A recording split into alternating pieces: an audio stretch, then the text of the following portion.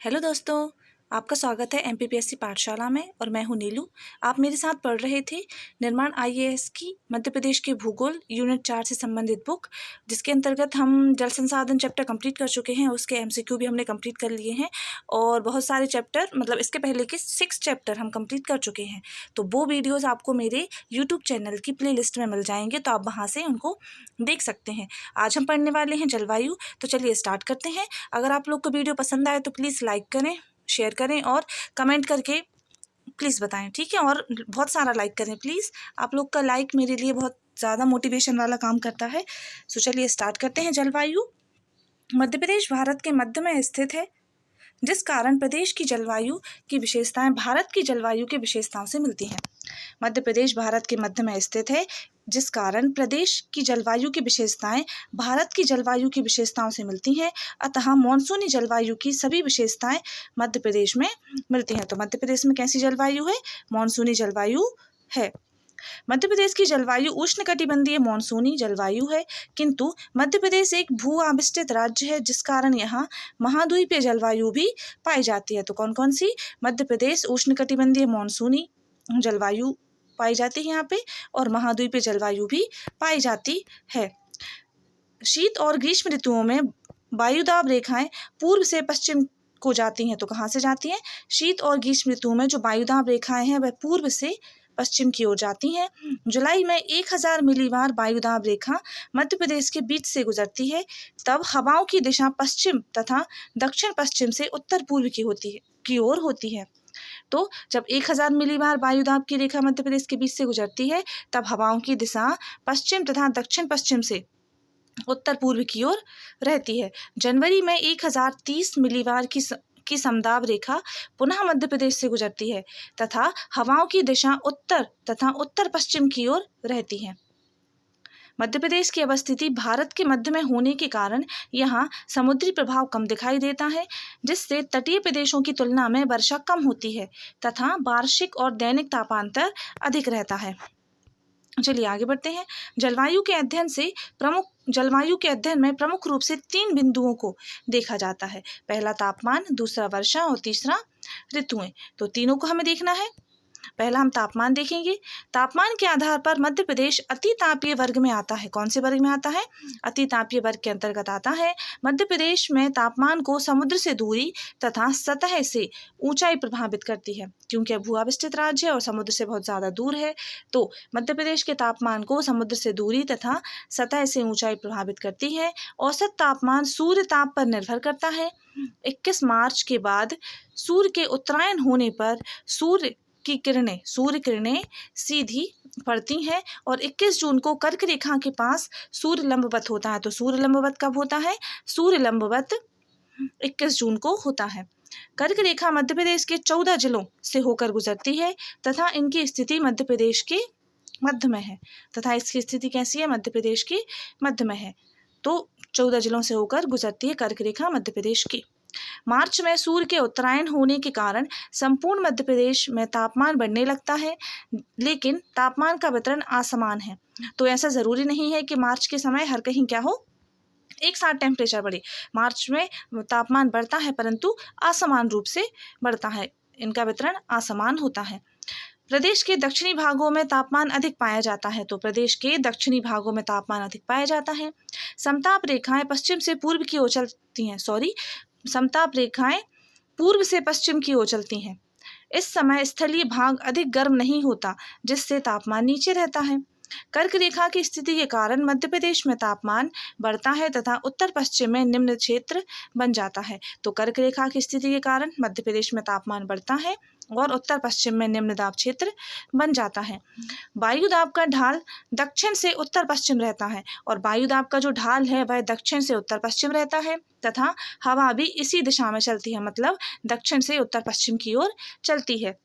जून में उत्तर पश्चिम का न्यून वायुदाब केंद्र तीव्र होने के कारण मॉनसूनी हवाओं से मध्य प्रदेश में वर्षा प्रारंभ हो जाती है। तो कब? जून में उत्तर पश्चिम का न्यून वायुदाब केंद्र न्यून वायुदाब केंद्र तीव्र होने के कारण मानसूनी हवाओं से मध्य प्रदेश में वर्षा प्रारंभ हो जाती है। मानसून के आगमन के कारण मध्य प्रदेश के अधिकतर भागों में जून का औसत तापमान मई से कम होता है।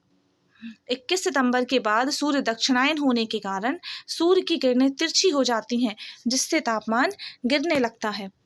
जनवरी में हवाओं की दिशा स्थल से जल की ओर जाती है। तो जनवरी में हवाएं होती हैं वह स्थल से जल की ओर जाती हैं। जनवरी माह में 21.8 डिग्री सेल्सियस रेखा मध्य प्रदेश को उत्तर और दक्षिण दो भागों में बांटती है। तो कौन सी रेखा? 21.8 डिग्री सेल्सियस रेखा मध्य प्रदेश को उत्तर और दक्षिणी भागों में बांट देती है जनवरी के माह में। उत्तर पूर्व से दक्षिण पश्चिम की ओर चलने वाली हवाओं के कारण शीत ऋतु प्रारंभ हो जाती है। स्थानीय प्रभाव के कारण वर्षा हो जाती है, जिससे मावठा कहते हैं। तो उत्तर पश्चिम से दक्षिण पश्चिम की ओर चलने वाली हवाओं के कारण शीत ऋतु प्रारंभ हो जाती है, और स्थानीय प्रभाव के कारण वर्षा होती है, जिसे मावठा कहा जाता है। उत्तरी मध्य प्रदेश में 21.1 डिग्री से 28.9 डिग्री सेल्सियस तक तापमान मिलता है। यहाँ Indore 24.6 degree Celsius, Naugaon 24.2 degree Celsius और नर्मदापुरम 26.2 डिग्री सेल्सियस तापमान मिलता है। तो उत्तरी मध्य प्रदेश में तापमान कितना रहेगा? इतना रहेगा 21.1 से 28.9 डिग्री सेल्सियस तक, और इंदौर में रहेगा 24.6, और नौगांव में 24.2 और नर्मदापुरम में 26.2 डिग्री सेल्सियस तापमान मिलता है। मार्च से जून तक तापमान तीव्रता से बढ़ता है। तो मार्च से जून तक जो तापमान होगा वह तीव्रता से बढ़ता है, तथा तापमान वितरण भिन्नता अधिक होती है। इस समय मध्य प्रदेश के उत्तरी भागों में औसत तापमान अधिकतम तथा दक्षिण और दक्षिण पूर्व की ओर कम होता जाता है। तो कहाँ पे देखिए हमने क्या पढ़ा है? हमने पढ़ा है मार्च से जून तक तापमान तीव्रता से बढ़ता है तथा तापमान वितरण भिन्नता अधिक होती है।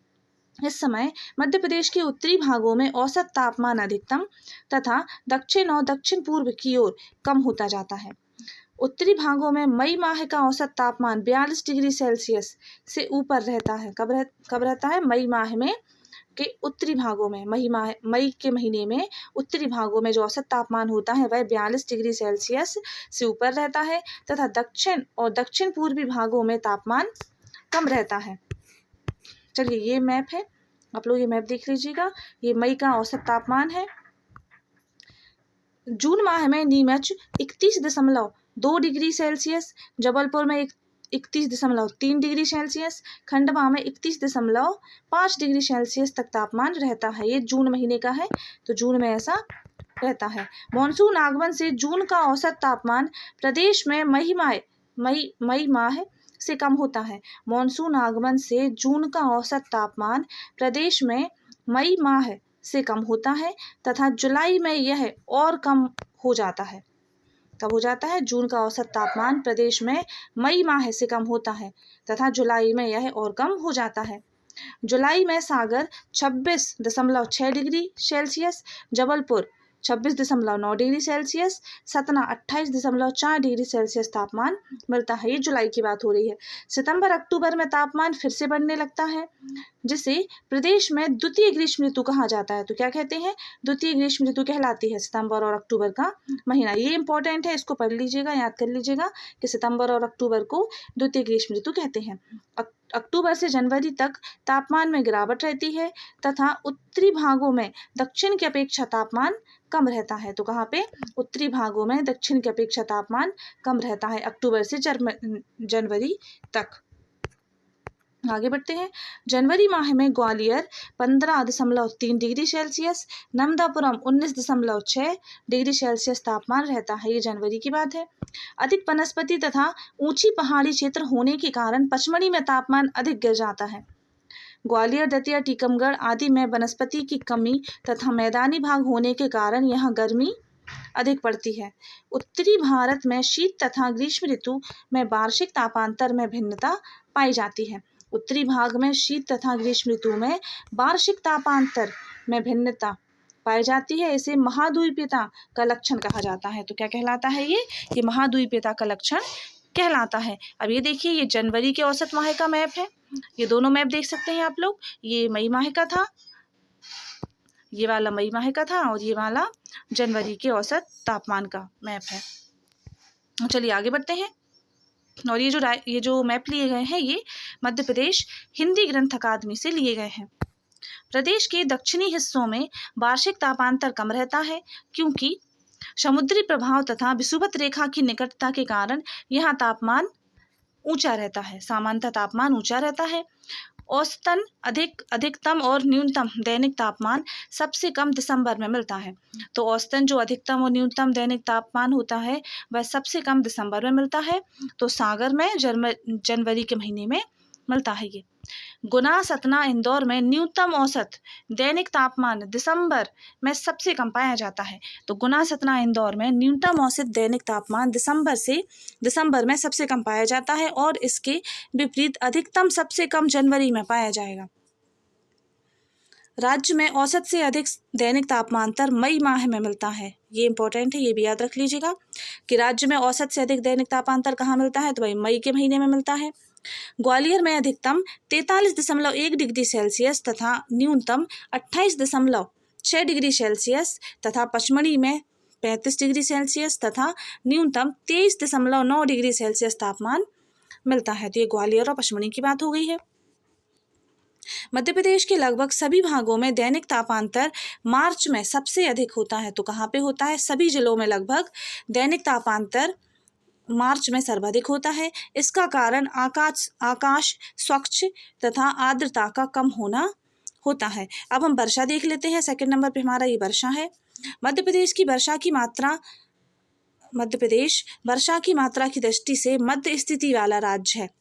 मध्य प्रदेश में उत्तर पश्चिम भाग अर्धशुष्क तथा अल्पार्द्र एवं दक्षिण पूर्वी भाग आर्द्र है। तो जो उत्तर पश्चिम भाग है वह अर्धशुष्क तथा अल्पार्द्र एवं दक्षिण पूर्वी भाग आर्द्र है।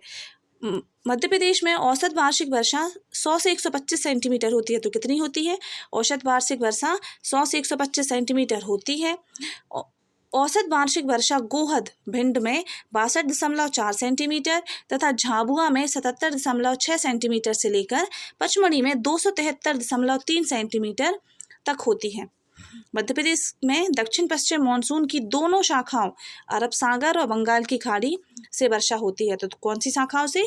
दक्षिण पश्चिम मानसून की दोनों शाखाओं से वर्षा होती है। प्रदेश का पश्चिमी भाग अरब सागर शाखा से वर्षा प्राप्त करता है। तो जो पश्चिम वाला भाग होता है यह अरब सागर की शाखा से प्राप्त करता है। तो कौन सा हिस्सा? ये वाला हिस्सा, पश्चिमी भाग ये वाला हिस्सा। चलिए आगे बढ़ते हैं। प्रदेश में वर्षा भिन्नता का प्रमुख कारण मानसून हवाओं के रास्ते में पहाड़, पर्वत तथा उच्च भूमियों का उपस्थित होना है। तो प्रदेश में वर्षा की भिन्नता का प्रमुख कारण मानसून हवाओं के रास्ते में पहाड़, पर्वत तथा उच्च भूमियों की उपस्थिति है। वार्षिक वर्षा प्रतिरूप के अनुसार मध्य प्रदेश का दक्षिण पूर्वी भाग अधिक वर्षा प्राप्त करता है। वार्षिक वर्षा प्रतिरूप के अनुसार मध्य प्रदेश का दक्षिण पूर्वी भाग अधिक वर्षा प्राप्त करता है तथा उत्तर पश्चिम की ओर इसमें कमी आती जाती है। राज्य के दक्षिण पूर्वी भाग में वर्षा बंगाल की खाड़ी शाखा से होती है। तो कहाँ पे? राज्य के दक्षिण पूर्वी भाग में जो वर्षा होती है वह बंगाल की खाड़ी से होती है। सम वर्षा रेखाएं प्रदेश के उत्तर पूर्वी, दक्षिणी, पश्चिमी भागों में फैली हैं। तो सम वर्षा रेखाएं प्रदेश के उत्तर पूर्वी, दक्षिणी, पश्चिमी भागों में फैली हैं। मध्य प्रदेश में अगस्त माह में वर्षा दक्षिण पश्चिम मानसून से होती है। 60 डिग्री सेंटीमीटर समवर्ती रेखा मध्य प्रदेश को पूर्वी और पश्चिमी दो भागों में बांट देती है। तो कौन सी रेखा? 60 डिग्री सेंटीमीटर समवर्ती रेखा मध्य प्रदेश को पूर्वी और पश्चिमी दो भागों में बांटती है। वार्षिक वर्षा का वितरण दो कारकों पर निर्भर करता है। कौन कौन से? पहला होता है बंगाल की खाड़ी से दूरी और दूसरा होता है पहाड़ी तथा पर्वतीय भाग। मध्य प्रदेश के पूर्वी भाग में मानसूनी हवाएं दक्षिण पूर्व दिशा से आकर ऊंचे भूभागों से टकराकर वर्षा करती हैं। बालाघाट में 150 सेंटीमीटर से अधिक वर्षा का यही कारण है। तो क्या कारण है? मध्य प्रदेश के पूर्वी भाग में मानसूनी हवाएं दक्षिण पूर्व दिशाओं से आकर ऊंचे भूभाग से टकराकर वर्षा कराती हैं, और यही कारण क्या है? बालाघाट में 150 सेंटीमीटर से अधिक वर्षा होने का कारण। वर्षा के वितरण में पर्वत महत्वपूर्ण भूमिका निभाते हैं। पचमढ़ी तथा मैकाल श्रेणी में पर्वतों के कारण अधिक वर्षा होती है। बघेलखंड में ही पठारी क्षेत्र के कारण अधिक वर्षा होती है। बघेलखंड में भी पठारी क्षेत्र के कारण अधिक वर्षा होती है। यह उत्तर से पश्चिम ओर कम होती जाती है। तो उत्तर से पश्चिम की ओर यह कम होती जाती है। सीधी 138.7 सेंटीमीटर तथा रीवा 316 सेंटीमीटर। मध्य प्रदेश तथा पूर्वी सतपुड़ा क्षेत्र में अधिक वर्षा होती है। मध्य प्रदेश तथा पूर्वी सतपुड़ा क्षेत्र में अधिक वर्षा होती है। पचमढ़ी में सर्वाधिक 213.3 सेंटीमीटर वर्षा होती है। इस क्षेत्र में नर्मदा घाटी से आने वाली अरब सागर से अधिक वर्षा होती है। तो कहाँ से होती है? मध्य तथा पूर्वी सतपुड़ा में अधिक वर्षा होती है। पचमढ़ी में सर्वाधिक 213.3 सेंटीमीटर वर्षा होती है। इस क्षेत्र में नर्मदा घाटी से आने वाली अरब शाखा से अधिक वर्षा होती है। अब ये देख लीजिए, ये मध्य प्रदेश का औसत वार्षिक वर्षा का वितरण है। औसत वार्षिक वर्षा का वितरण। चलिए आगे बढ़ते हैं। नर्मदा घाटी सतपुड़ा पर्वत की वृष्टि छाया क्षेत्र में आती है। तो सतपुड़ा जो नर्मदा घाटी है वह सतपुड़ा पर्वत की वृष्टि छाया क्षेत्र में आती है। इस कारण निमाड़ तथा नर्मदा घाटी में कम वर्षा होती है। विंध्याचल श्रेणी के उत्तर में वर्षा की मात्रा दक्षिण से उत्तर की ओर और पूर्व से पश्चिम की ओर तेजी से घटती है। मालवा पठार में वार्षिक औसत वर्षा 120 सेंटीमीटर से कम है। कितनी है? 120 सेंटीमीटर से कम है। यह औसत सागर में 122.9 सेंटीमीटर, इंदौर में 90.8 सेंटीमीटर और झाबुआ में 77.6 सेंटीमीटर है। उत्तरी क्षेत्रों में श्योपुर 77.4 सेंटीमीटर, गोहद भिंड में 62.5 सेंटीमीटर सर्वाधिक कम तक है। अधिकांश उत्तरी भाग में वार्षिक वर्षा का औसत 80 सेंटीमीटर से कम है। तो अधिकांश उत्तरी भागों में वार्षिक वर्षा का औसत 80 सेंटीमीटर से कम है। प्रदेश में 80 से 90% वर्षा दक्षिण पश्चिम मानसून से प्राप्त होती है। जून से सितंबर माह में वर्षा ऋतु में वर्षा की मात्रा दक्षिण पूर्व से उत्तर पश्चिम की ओर घटती है। शीतकाल में 12 से 18 सेंटीमीटर तक वर्षा उष्णकटिबंधीय चक्रवातों तथा शीतकालीन बौछारों से प्राप्त होती है। शीतकालीन वर्षा को माहोट, मावठा कहा जाता है। क्या कहा जाता है? शीतकालीन वर्षा को मावट, माहोट या मावठा कहते हैं। यह रबी की फसलों के लिए लाभदायक रहता है। मध्य प्रदेश में अक्टूबर, जनवरी, फरवरी में होने वाली वर्षा अधिक लाभदायक है। लौटते मानसून के प्रभाव से प्रदेश में अक्टूबर माह में वर्षा होती है तथा जनवरी, फरवरी में होने वाली वर्षा का कारण शीतोष्ण चक्रवात हैं। इस समय झाबुआ, रतलाम, मंदसौर, उत्तरी शाजापुर, राजगढ़, पश्चिमी गुना, शिवपुरी, श्योपुर, मुरैना, भिंड, ग्वालियर के दक्षिणी भागों में वर्षा होती है। मध्य प्रदेश के दक्षिण पश्चिम मानसून की समाप्ति 10 अक्टूबर तक सामान्यतः समाप्त हो जाती है। तो मध्य प्रदेश में दक्षिण पश्चिम मानसून की समाप्ति 10 अक्टूबर तक सामान्यतः समाप्त हो जाती है। अब हम देखेंगे नेक्स्ट हमारा वर्षा की परिवर्तनशीलता। तो प्रदेश में मानसूनी वर्षा की परिवर्तनशीलता एक प्रमुख समस्या है। वर्षा का औसत से अधिक अथवा कम होना वर्षा की परिवर्तनशीलता कहलाती है। तो वर्षा का औसत से अधिक हो जाना अथवा वर्षा कम होना वर्षा की परिवर्तनशीलता कहलाती है। परिवर्तनशीलता औसत वर्षा के दोनों दिशाओं में मापी जाती है। वर्षा परिवर्तनशीलता प्रायः कम वर्षा क्षेत्रों में अधिक तथा अधिक वर्षा वाले क्षेत्रों में कम रहती है। तो वर्षा परिवर्तनशीलता प्रायः कम वर्षा क्षेत्रों में अधिक तथा अधिक वर्षा वाले क्षेत्रों में कम रहती है। जिन क्षेत्रों में वर्षा की परिवर्तनशीलता कम होती है वहाँ फसलों के लिए पर्याप्त जल उपलब्धता रहती है। तो जिन क्षेत्रों में वर्षा की परिवर्तनशीलता कम होती है वहाँ फसलों के लिए पर्याप्त जल उपलब्धता रहती है। अधिक परिवर्तनशीलता वाले क्षेत्रों में शुष्क कृषि अथवा सिंचाई सुविधाओं द्वारा कृषि की जा सकती है। मध्य प्रदेश में वर्षा परिवर्तनशीलता के अध्ययन की आवश्यकता अधिक होती है क्योंकि यहाँ एक ही ऋतु में वर्षा होती है तथा कृषक वर्षा पर ही निर्भर रहते हैं।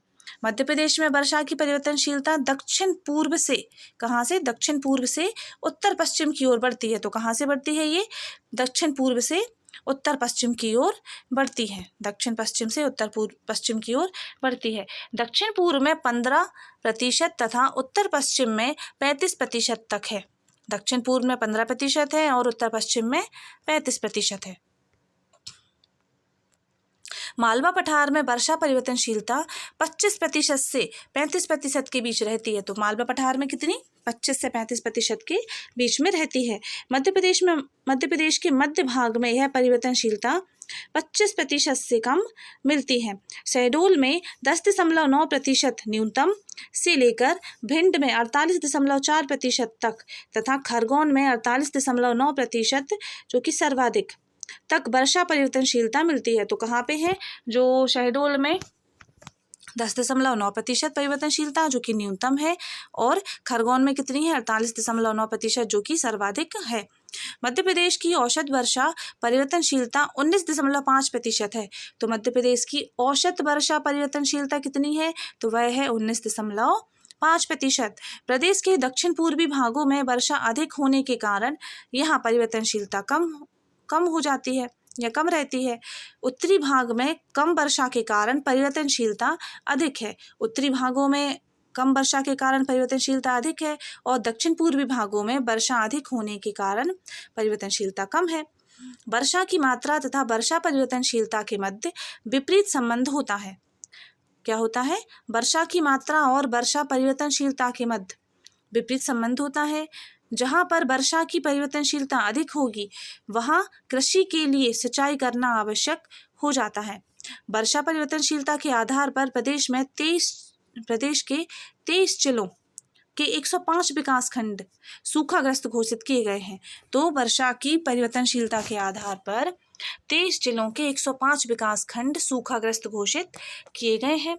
जलवायु की परिवर्तनशीलता के कारण प्रदेश में सूखा तथा बाढ़ जैसी प्राकृतिक आपदाएं हर दूसरे वर्ष आती रहती हैं। पिछले 20 वर्षों में से 9 वर्ष इन आपदाओं से भरे रहे। कब भरे रहे, पिछले 20 वर्षों में जो 9 वर्ष थे वह आपदाओं से भरे रहे। वर्ष 2018-19 में भी प्रदेश में कई जिले बाढ़ से प्रभावित रहे। अब देखिए ये वर्ष लिखा है, सूखाग्रस्त जिले हैं और बाढ़ जिले, ओला या वृष्टि प्रभावित जिले लिखे हुए हैं यहाँ पे। तो सबसे पहले देखते हैं 1991 में सूखाग्रस्त जिले कितने थे, 23 थे। 1992-93 में सूखाग्रस्त जिले 4 थे। 1994-95 में 4 जिले थे। 1995-96 में 8 जिले थे। 1997-98 में 5 थे। 1999 और 98-99 में 23 बाढ़ग्रस्त जिले या फिर ओलावृष्टि प्रभावित जिले थे। 1999 से 2000 में 4 सूखाग्रस्त और 6 बाढ़ प्रभावित थे। 2002 से 2002 में 32 सूखाग्रस्त और 32 सूखाग्रस्त थे। स्रोत है इसका भारत सरकार ग्रामीण विकास विभाग DRDA। मध्य प्रदेश की जलवायु देख लेते हैं। सुब्रमण्यम तथा टी श्री मन्ना रामायण का वर्गीकरण। AR सुब्रमण्यम तथा TR श्रीमन नारायण 1991 ने मध्य प्रदेश की जलवायु का अध्ययन तापमान और वर्षा के आधार पर किया और इसी आधार पर कोपेन के वर्गीकरण के अनुसार राज्य को 3 जलवायु भागों में बांटा, जो कि इस प्रकार है।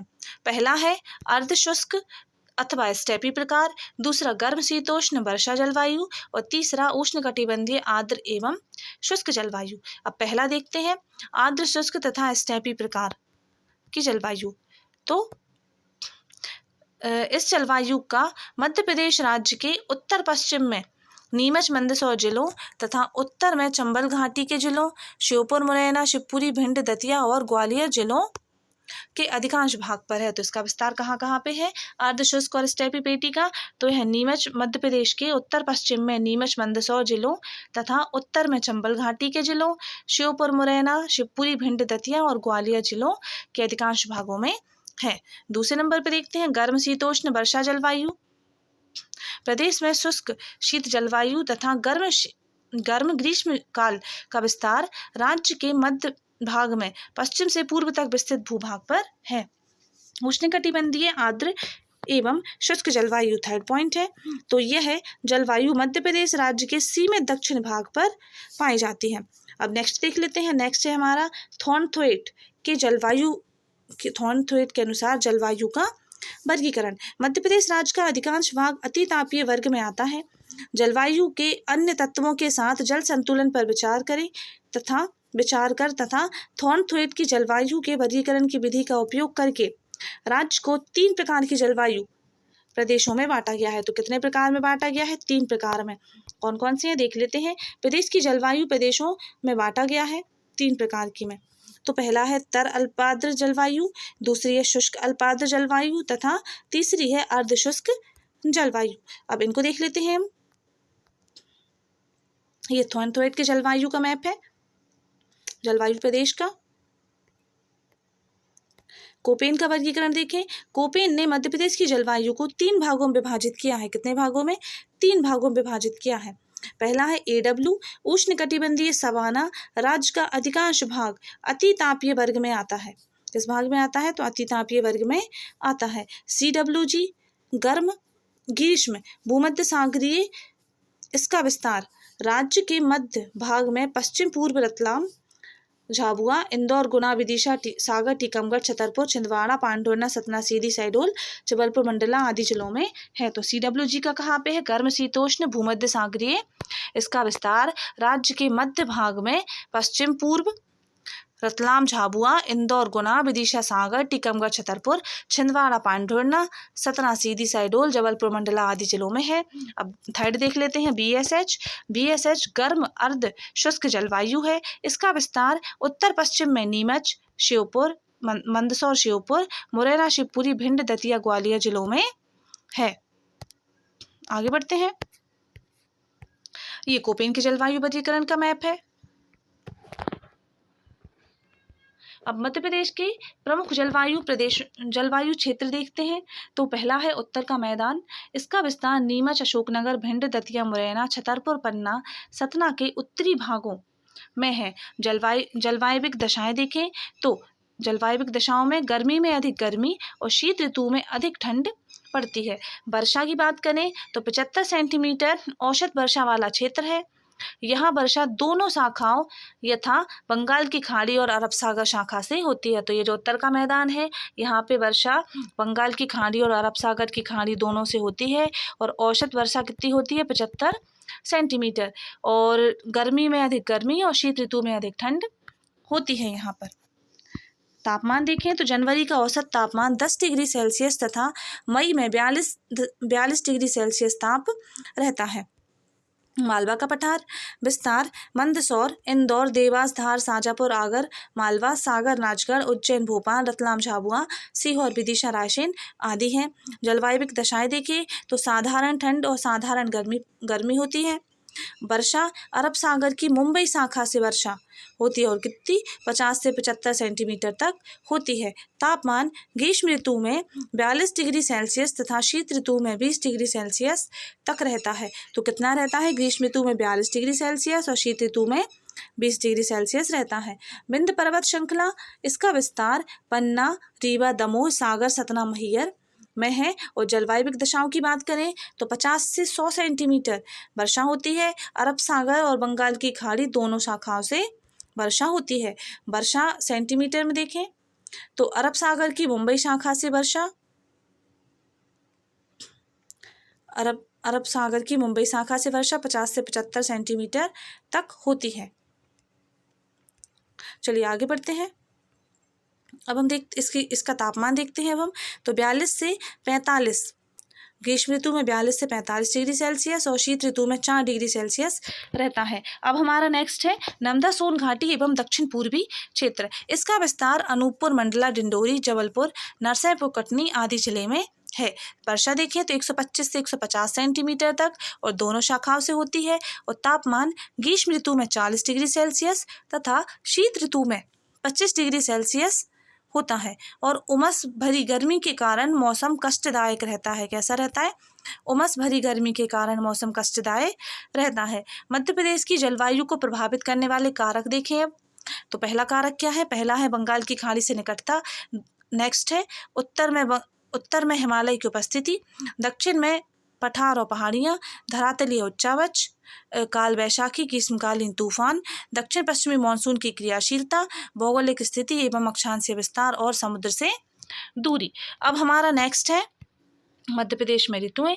मध्य प्रदेश में 3 प्रमुख ऋतुएं पाई जाती हैं। देख लेते हैं कौन कौन सी होती हैं। ये 3 होती हैं। पहली होती है उष्ण ग्रीष्म ऋतु, जो मध्य मार्च से मध्य जून तक होती है, और दूसरी होती है वर्षा ऋतु, जो मध्य जून से मध्य अक्टूबर तक, और शुष्क शीत ऋतु, जो मध्य अक्टूबर से फरवरी मार्च तक होती है।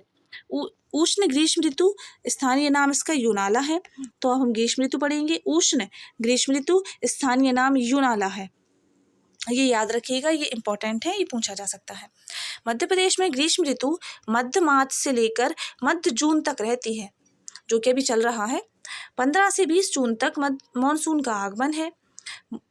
मार्च तक उत्तर पश्चिम भारत में वायुदाब कम होने से, तो मार्च तक उत्तर पश्चिम भाग में वायुदाब कम होने से 1008 मिलीबार वायुदाब रेखा पूरे मध्य प्रदेश में फैल जाती है। कौन सी? 1008 मिलीबार वायुदाब रेखा।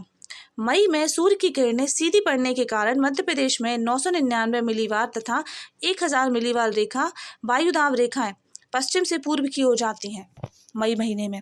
इस समय वायुदाब का ढलान पश्चिम से उत्तर तथा उत्तर पश्चिम की ओर होता है तथा हवा भी इसी दिशा में बहती है और हवा का वेग अत्यधिक रहता है। प्रदेश में मार्च के बाद तापांतर लगातार बढ़ता है तथा मई में पूरे प्रदेश का तापमान 29.40 सेल्सियस से ऊपर हो जाता है। पश्चिमी मध्य प्रदेश अपेक्षाकृत सूखा तथा वनस्पति विहीन होने के कारण अधिकतम तापमान वाला क्षेत्र रहता है। ग्वालियर मुरैना दतिया के ऊपर से 42.5 डिग्री सेल्सियस तापमान रेखा जाती है। दक्षिणी बालाघाट से भी यही तापमान मिलता है। 40 डिग्री सेल्सियस रेखा प्रदेश में 2 भागों में जाती है। तो ये जो 40 डिग्री सेल्सियस रेखा होती है, यह प्रदेश में 2 भागों से जाती है। पहली होती है जिसमें मंडला, शहडोल, सिवनी, छिंदवाड़ा, पांढुर्णा और बैतूल आते हैं, और दूसरी में शाजापुर, देवास, इंदौर, धार, उज्जैन, झाबुआ, रतलाम, मंदसौर जिले आते हैं। ग्रीष्म ऋतु साधारणतः शुष्क रहती है। कैसी रहती है? तो जो ग्रीष्म ऋतु है वह साधारणतः शुष्क रहती है। संपूर्ण पश्चिमी मध्य प्रदेश में अप्रैल मई में 2.5 सेंटीमीटर तक वर्षा होती है। ग्रीष्म ऋतु में आर्द्रता कम, धूल भरी आंधियां चलती हैं। तो ग्रीष्म ऋतु में आर्द्रता कम हो जाती है और धूल भरी आंधियां चलती हैं। प्रदेश में औसत रूप सर्वाधिक गर्म जिला भिंड है। तो औसत रूप से सर्वाधिक गर्म जिला क्या है? तो वह भिंड है। तथा गंजबासौदा विदिशा सर्वाधिक तापमान 48.9 सेल्सियस वाला स्थान है। मध्य प्रदेश के उत्तरी भागों में मई माह में लू यानी ताप लहर चलती है। क्या चलती है? ताप यानी लू यानी ताप लहर चलती है। अब वर्षा ऋतु देखें तो इसका स्थानीय नाम चौमासा है। प्रदेश में 15 से 20 जून तक मानसून आगमन के साथ वर्षा ऋतु का प्रारंभ हो जाता है।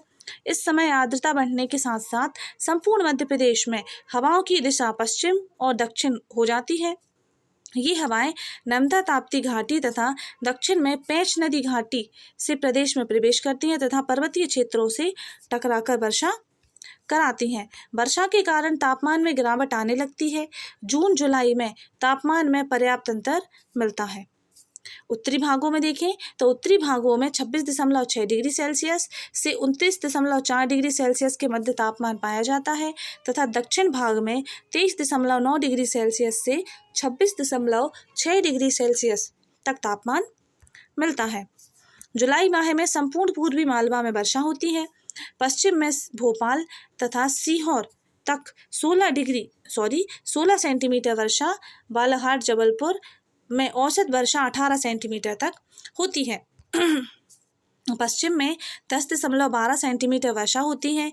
झाबुआ, धार, खरगोन जिलों में औसत वर्षा 6.8 सेंटीमीटर तक होती है। सतपुड़ा के महादेव पर्वत तथा तामिया छिंदवाड़ा के पठारी क्षेत्र में औसत मासिक वर्षा 23 सेंटीमीटर होती है। तो कहाँ पे? सतपुड़ा के महादेव पर्वत और तामिया छिंदवाड़ा में औसत मासिक वर्षा 23 सेंटीमीटर होती है। ग्वालियर, मुरैना, शिवपुरी में वर्षा का औसत 50 से 62.5 सेंटीमीटर तक है। मध्य प्रदेश विंध्य पर्वत क्षेत्र भी औसत वार्षिक वर्षा 50 से 100 सेंटीमीटर है। मध्य प्रदेश की वर्षा की मात्रा के कारण पचमढ़ी को मध्य प्रदेश का चेरापूंजी कहा जाता है। वर्षा के वितरण के आधार पर मध्य प्रदेश को 4 भागों में बांटा गया है। कितने भागों में बांटा है? 4 भागों में। आइए देख लेते हैं। पहला है निम्न वर्षा वाला क्षेत्र, जिसमें उत्तर पश्चिमी क्षेत्र आता है। दूसरा है औसत से कम वर्षा वाले क्षेत्र, जिसमें मध्य और उत्तर पूर्वी क्षेत्र आता है। तीसरा होता है औसत से अधिक वर्षा वाले क्षेत्र, जिसमें दक्षिण और दक्षिण पूर्वी क्षेत्र आते हैं। चौथा है अधिक वर्षा वाले क्षेत्र, जिसमें नर्मदा बालाघाट जिले आते हैं। शुष्क शीत ऋतु की बात कर लेते हैं, तो इसको स्थानीय नाम क्या है इसका? तो स्थानीय नाम स्याला है। शुष्क शीत ऋतु देखें, स्थानीय नाम इसका स्याला है। मध्य अक्टूबर से मध्य मार्च तक। कब तक? मध्य अक्टूबर से मध्य मार्च तक। सितंबर माह में सूर्य के दक्षिणायन होने के बाद प्रदेश के औसत तापमान में कमी आने लगती है। वर्षा तथा आर्द्रता के कारण भी तापमान में गिरावट होती है। क्या? वर्षा और आर्द्रता के कारण भी तापमान में गिरावट होती है। अक्टूबर में संपूर्ण मध्य प्रदेश में तापमान 20.9 डिग्री सेल्सियस तथा 26.6 डिग्री सेल्सियस के बीच रहता है। तो अक्टूबर में क्या रहता है संपूर्ण मध्य प्रदेश में? 20.9 डिग्री सेल्सियस से 26.6 डिग्री सेल्सियस के बीच रहता है। जनवरी में 1018 मिलीबार की वायुदाब रेखा मध्य प्रदेश से गुजरती है। 1017 मिलीबार वायुदाब रेखा राज्य के दक्षिण भाग से गुजरती है।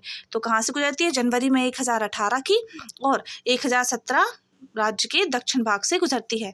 वायु की दिशा पूर्व, दक्षिण पूर्व और दक्षिण की ओर होती है। यह शीत मानसून की दिशा है। हवा की गति मंद होती है। और जनवरी में देखें तो 21.1 डिग्री सेल्सियस की समताप रेखा मध्य प्रदेश को उत्तर और दक्षिणी भागों में बांट देती है। उत्तरी मध्य प्रदेश में तापमान 15 डिग्री सेल्सियस से 18 डिग्री सेल्सियस के मध्य रहता है। दक्षिण भाग में तापमान अधिक रहता है। शीत ऋतु में मौसम सर्वाधिक शुष्क रहता है। ऊंचे पठारी तथा पहाड़ी भाग में पाला तथा कोहरा हो जाता है। तो ऊंचे पठारी तथा पहाड़ी भाग में पाला तथा कोहरा हो जाता है। दिसंबर जनवरी में शीतोष्ण चक्रवात पश्चिमी विक्षोभ के कारण हल्की बारिश होती है। तो क्या होती है? दिसंबर जनवरी में शीतोष्ण चक्रवातों के कारण यानी पश्चिमी विक्षोभों के कारण हल्की बारिश भी होती है। मध्य प्रदेश में सर्वाधिक ठंडा स्थान शिवपुरी व मुरैना है। यहाँ जनवरी का न्यूनतम तापमान 2 से 4 डिग्री सेल्सियस के मध्य पहुंच जाता है। तो कहाँ पे सबसे ठंडा स्थान क्या है? तो वह शिवपुरी और मुरैना है। अन्य तथ्य देख लेते हैं। तो उप क्षेत्रीय मौसम केंद्र भोपाल में पूर्वानुमान हेतु वर्ष 2018 में मध्य प्रदेश के 3 जिले सतना, सीहोर, राजगढ़ जिले, तीनों जिलों में 20-20 गाँव को क्लाइमेट स्मार्ट विलेज प्रोजेक्ट में शामिल किया गया है। इस प्रोजेक्ट का मुख्य लक्ष्य किसानों को जलवायु परिवर्तन के खतरों से निपटने के लिए प्रशिक्षित करना है। वर्ष 2013 में उज्जैन की डोंगवाला में मध्य प्रदेश की पहली अत्याधुनिक वेधशाला का निर्माण किया गया है। इसका नामकरण खगोल शास्त्री आचार्य बराय मेहर के नाम पर किया गया है। आगे बढ़ते हैं। मध्य प्रदेश में ऋतु संबंधी आंकड़े एकत्रित करने वाली एस चंद्रशेखर वेधशाला कहाँ पर है? तो यह इंदौर में है। ऋतु संबंधी आंकड़े एकत्रित करने वाली। वर्ष 2016 में कुल वर्षा 1037.6 मिलीमीटर तथा 2017 जून सितंबर में 742.2 मिलीमीटर वर्षा दर्ज की गई है। अब निर्माण कैप्सूल देख लेते हैं। मध्य प्रदेश में न्यूनतम वर्षा कहाँ होती है? तो यह होती है गोहद भिंड में 55 सेंटीमीटर वार्षिक वर्षा। मध्य प्रदेश में सर्वाधिक ठंड कहाँ पे? तो शिवपुरी मुरैना में 2 से 4 डिग्री सेल्सियस तापमान। मध्य प्रदेश में सर्वाधिक वर्षा की बात करें तो पचमढ़ी नर्मदापुरम 215 सेंटीमीटर। और मध्य प्रदेश में सर्वाधिक तापमान अंकित तो वह नौगांव छतरपुर 49 डिग्री सेल्सियस 2019 में। तो चलिए, ये हमारा जलवायु का चैप्टर कंप्लीट हो चुका है। अब इसके MCQ है वह हम नेक्स्ट वाले वीडियो में कंप्लीट करेंगे। अगर वीडियो पसंद आए तो प्लीज़ लाइक करें, शेयर करें और मेरे चैनल को सब्सक्राइब कर लें। Thank you so much. मिलते हैं नेक्स्ट वीडियो में।